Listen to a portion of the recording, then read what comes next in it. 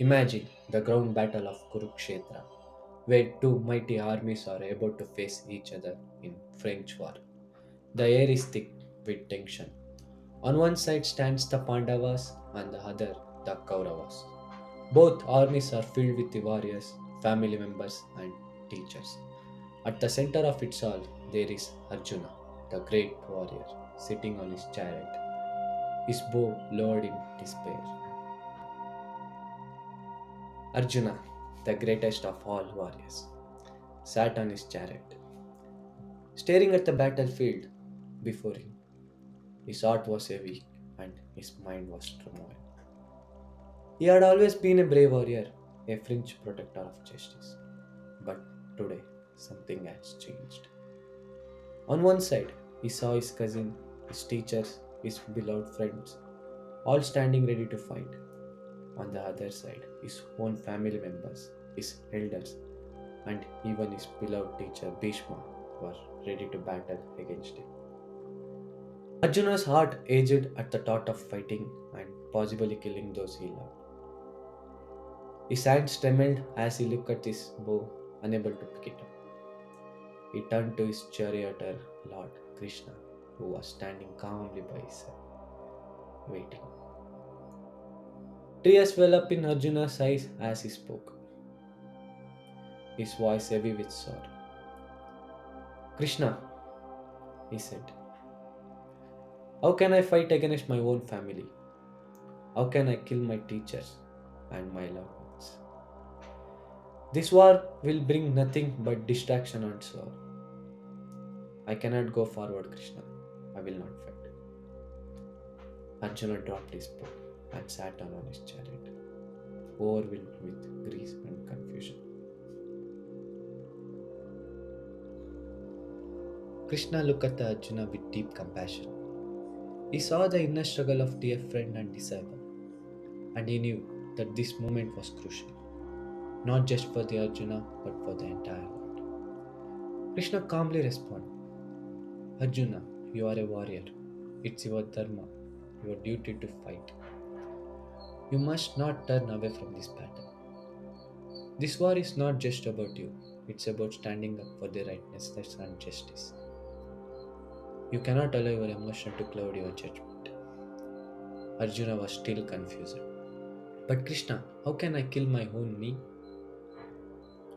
The bodies of those I loved will be destroyed. Is this not a sin to shield the blood of my family?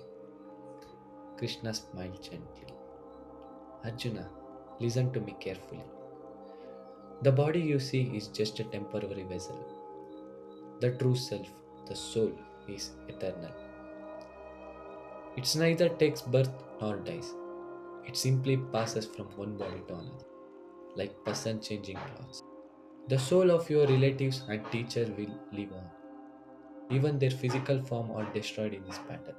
The soul is beyond destruction. Arjuna listened intently, but he was still troubled.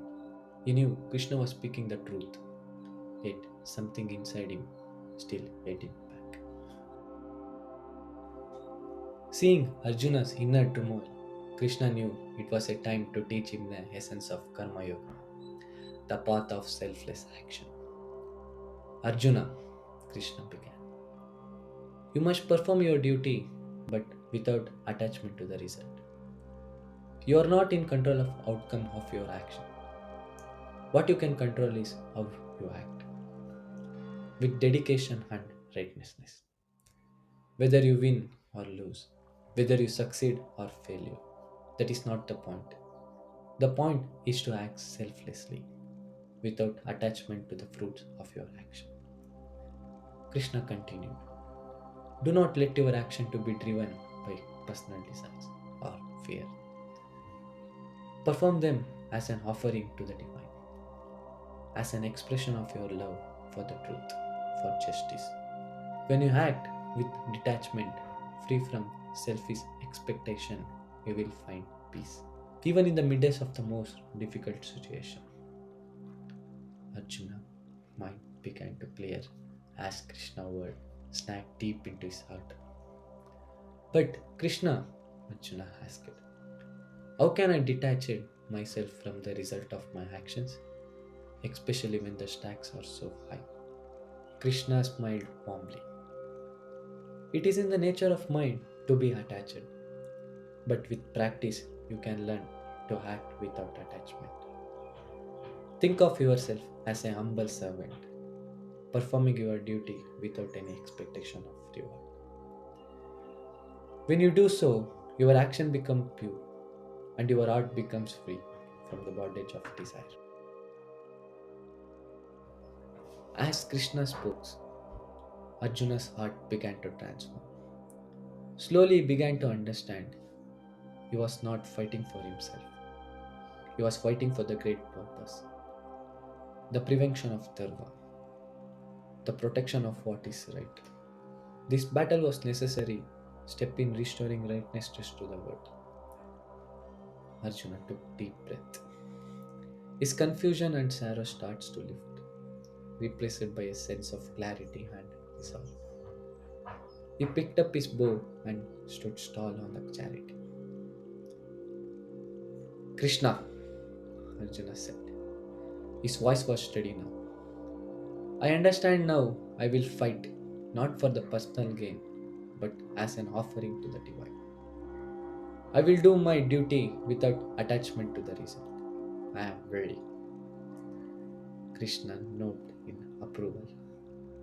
Now, Arjuna, you are ready to face the challenge. Your heart is pure and your action will be aligned with the divine. And so, Arjuna went into a battle, not with anger or attachment, but with a heart full of duty, righteousness, and selflessness. He fought with an honor, knowing that his actions were on offering to the divine, and he was at peace with whatever the outcome could be. Krishna teaching that day was not just for the Arjuna, they are all for us. We all face moments of doubt and fear, and we all must perform our duties in life. But the key is to do so without attachment, without selfish desires, and with a pure heart. This is the essence of Karma Yoga, the path of selfless action. Like Arjuna, we too face many challenges in life, whether in our work, relationship, or personal struggles. But if we approach each task with dedication, focusing on doing our duty with pure heart and without attachment to the result, we can find peace and fulfillment. No matter what the outcome, that's the power of Karma Yoga.